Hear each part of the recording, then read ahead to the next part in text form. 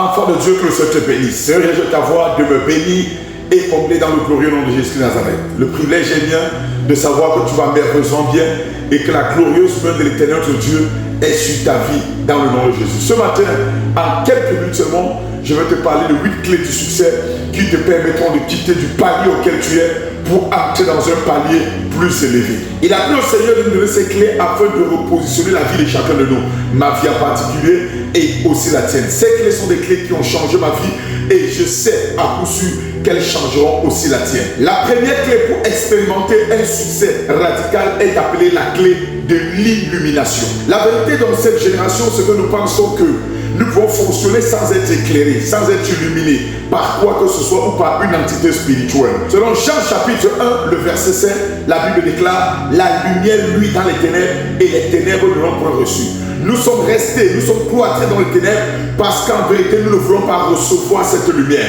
Et quelle est en vérité cette lumière? Cette lumière, c'est la personne de Jésus. Car selon Jean 1, le verset 12, la Bible déclare: à tous ceux qui l'ont reçu, à ceux qui croient en son nom, elle leur a donné le pouvoir, le dunamis de devenir enfant de Dieu.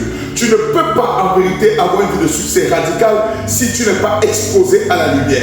D'exposer à la personne de Jésus, d'essayer d'accepter Jésus dans ta vie te permet de voir la vie sous un autre palier, sous un autre angle et ouvre impérativement ta pensée à un succès radical. La deuxième clé pour expérimenter une vie de succès radical s'appelle la vie de méditation de la parole de Dieu. Et quand je parle de la parole de Dieu, je parle de la Bible.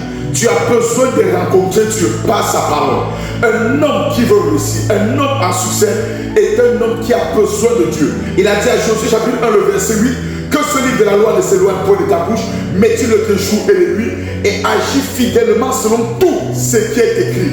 Tout ce qui est écrit, tout ce qui est écrit, car c'est alors que tu auras le succès dans tes entreprises et c'est alors que tu réussiras. Dans 1 Jean 3, il est écrit: le désir de Dieu, c'est que tu prospères à tous égards et que tu aies la bonne santé comme prospère l'état de ton âme. Dieu veut te rencontrer au travers de sa parole. Dieu veut t'illuminer au travers de sa parole. Dieu voudrait que tu le connaisses au travers de sa parole, car il est le Dieu qui a des projets de paix et non des projets de malheur. La pensée de Dieu pour ta vie, c'est que tu réussisses à tous égards. La pensée de Dieu pour ta vie, c'est que tu aies du succès dans tout ce que tu entreprends, mais tu as besoin de rencontrer ce Dieu au travers de sa parole. Tu as besoin de le connaître en méditant, en lisant et en mettant en pratique toute sa parole, et le succès s'attachera impérativement à ta vie. La troisième clé, si tu veux expérimenter le succès, s'appelle la vie de prière radicale et acharnée.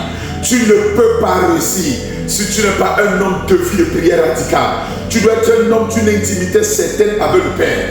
Après avoir médité la parole de Dieu, tu dois avoir des instants de prière radicale. Tu dois avoir un calendrier de prière radicale. Tu dois avoir des heures d'intimité avec Dieu, des heures de préparation, des heures de rencontre spirituelle radicale. Car prier, c'est parler avec Dieu.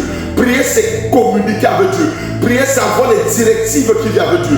Lorsque tu entres des instants de prière radicale, Dieu impérativement te répond. Car Dieu veut te donner les directives à ta propre destinée.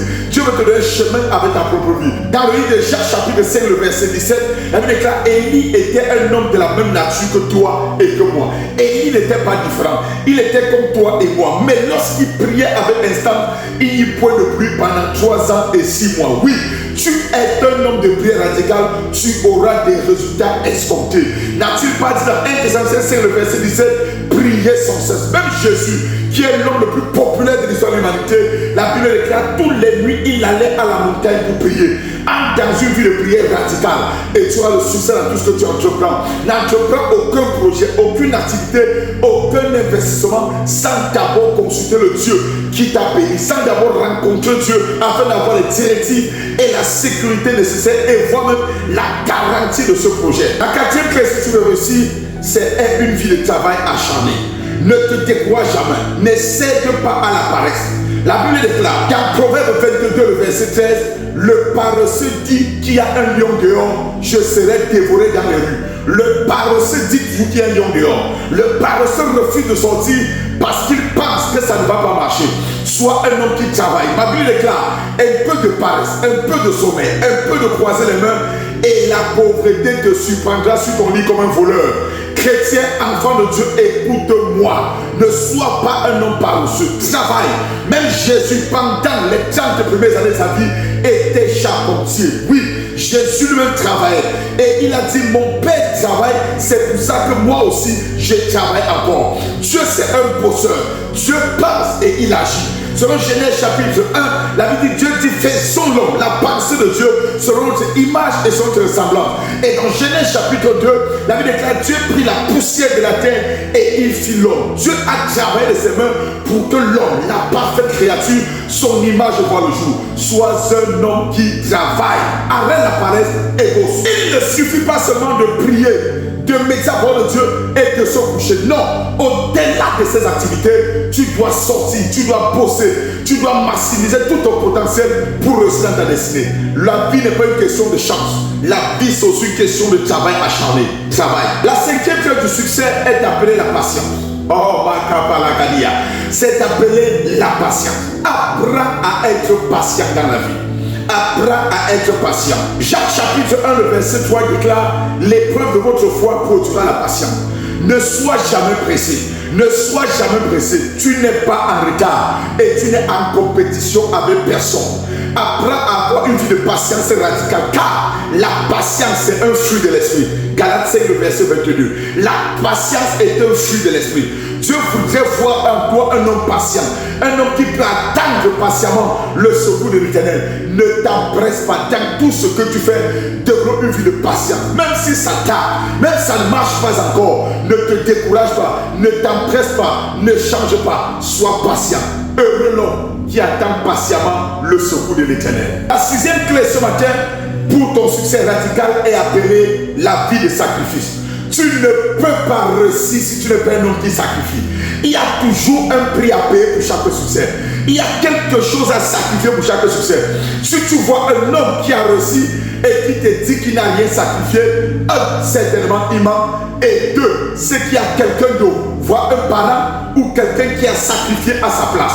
Aucun succès n'est gratuit. Il y a un prix à payer. Jésus, pour sauver l'humanité, a payé du prix de sa vie. Et aujourd'hui, pour réussir en Christ, en tant qu'enfant de Dieu, j'ai décidé de sacrifier. J'ai décidé de donner ma vie à Jésus. C'est le prix que j'ai payé. Séparé du péché, séparé d'autre chose. J'ai décidé de sacrifier ma personne, sacrifier mon ego, sacrifier le moi, afin d'accepter, afin d'embrasser la vie de celui qui m'a appelé. Chrétien, enfant de Dieu, si tu le sacrifies, ce que tu es, ce que tu as, deviendra le sacrifice. Sois un homme qui sacrifie.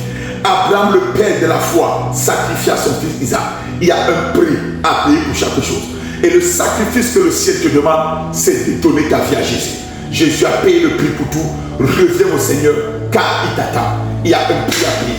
Décide de te séparer du péché. Décide de te séparer de ce qui peut te séparer de Dieu. Embrasse Jésus aujourd'hui et tu auras payé le prix de ce sacrifice. Et la huitième clé pour conclure mon enseignement ce matin, c'est avoir une vie de discipline. Discipline ta vie. Il a dit à Ézéchias, discipline ta maison. Aucun homme ne réussit sans discipline. Aucun homme ne réussit sa vie sans discipline. La discipline est la mère du succès. Dis-moi quelle est la discipline que tu imposes à ta vie. Je te dirai le succès qui va te suivre. Il y a des disciplines que tu vas t'imposer. Il y a des endroits où tu ne dois plus aller. Il y a des endroits où tu ne dois plus te rencontrer. Il y a des prix à payer dans chaque saison de ta vie. Apprends à discipliner ton temps, discipline tes dépenses, discipline ton argent, discipline ta maison, discipline même ton vestimentaire, discipline tout autour de toi, discipline même ton langage. Ne passe jamais une semaine sans passer une veillée entière. Ne passe jamais une semaine sans avoir un temps où tu peux t'asseoir et faire un examen de ta personne, un examen de ton succès, un examen de ton évolution. Ne prends jamais une semaine sans avoir une nuit de prière avec le Seigneur, afin de rencontrer Dieu, afin de parler avec Dieu, afin de communiquer avec Dieu, car tu as besoin d'exprimer ta vie. La discipline, c'est la mère du succès. Que Dieu te bénisse. C'était l'ambassadeur de Jésus-Christ, l'apôtre Jésus au fou, restaurant des églises, chapelle de la foi glorieuse au Cameroun et dans le monde entier. Demeurez bénis, je vous aime de tout cœur. Suivez-moi à sur cette page et vous serez glorieusement bénis. Que la main de Dieu soit sur votre vie. Shalom, shalom, shalom.